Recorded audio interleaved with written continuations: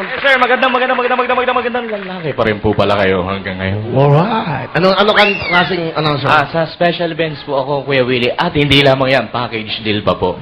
Ano? Kasi po, ako na po yung nagbo-voice over, ako po yung nag-host, ako rin yung special guest. Ikaw na lahat? Lahat na. Alright. Okay, saka ikaw lang ang tao. Okay, so paano? Go. Okay, may sinulat ako, Kuya Willie. Okay lang ba to? Okay, sige.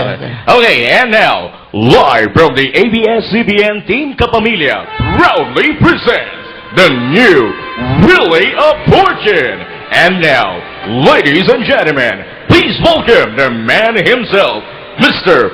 Willie Rebillionaire. Wala nga, malinis. Alright, so ganun ka. Opo. Sa mga sa mga naging intro ka. Opo, yes, sir. Oh, ano pa? Yung mga alam mo, siya, bingo, ang galing. Yung kanina, kita mo naman to sa Opo. basketball, si Barangay Boy. O, paano ka? Sa akin naman, sir, ginagawa ko naman po, nag-iiba. May marami po akong sanib sa katawan. Sige. Nagsi-60 boys. Yun po yung bali talent ko po, sir. Anong talent mo? Ano po ako ng 60 voices live on air. Aba, pakita mo na sa amin yan. Okay, talent mo. Opo, sir. Ito na po, si Mark M. Go, Mark! Bigyan mo na, Mark. Mami, mga ano siya.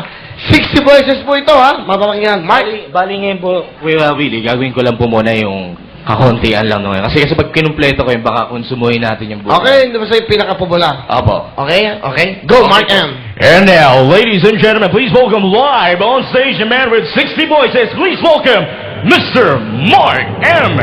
And now, wala pong personal at kwentuhan lang. Ako po si Mark Logan. Meron akong kwento. Atin ito. Ngunit itong si Lola Key sa hapon, si Lola Key sa bayhag. And now, ladies and gentlemen, please welcome Mayor Fred Lim.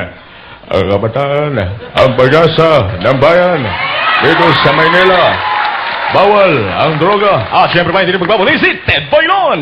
Public service lang po. Wala pong personalan. Bato-bato sa langit. Ang tamaan. Huwag magagalit. Ang pikon ay laging talo. Ito na sigaw ng sampayanan. Hoy! Gising! Naglilingkod saan man sa mundo. Siyempre pa hindi na magbabalik si Casabel Gas. Sino at ano?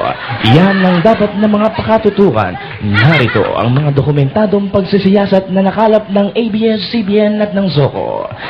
Dito, hindi nagsisinungaling ang mga ebidensya. Ako po si Gas Sabelgas at ito ang Scene of the Crime. Siyempre pa hindi magpapuli si Babalu. Ano? Ako? Sira ang ulo mo. Matapos mong gawin sa kala ng baba ko, sasabihin mo, bigat mo, Peng. Siyempre pa hindi magpapuli si Erap Estrada. Kumpare. Kamag-anak. Huwag yung subukan. Siyempre pa hindi magpapuli si FBR.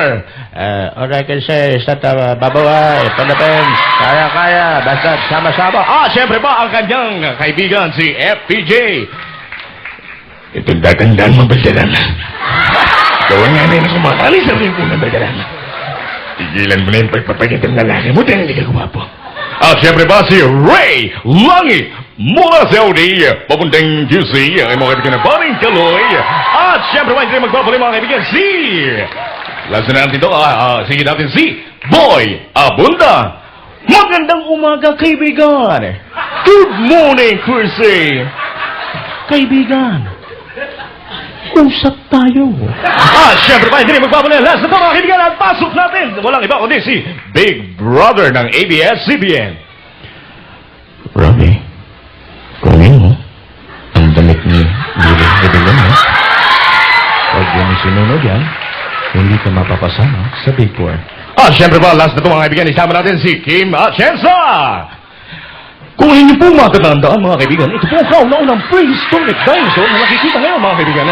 Muli ito ang iyong Kuya Kim at ito ang Matang Lawin. Galing mo, Mark! Let's go, Mark! Galing nito. Galing mo. Wow, ha? Pwedeng gamitin to, Pwedeng gamitin to. Dito, iba-iba, Voice over, pwede to. Okay. Diba? Malay mo, ito ng break mo. Dahil magaling ka, Timo. Dahil magaling ka, meron kang 10,000! Alright! What a talent, Mark.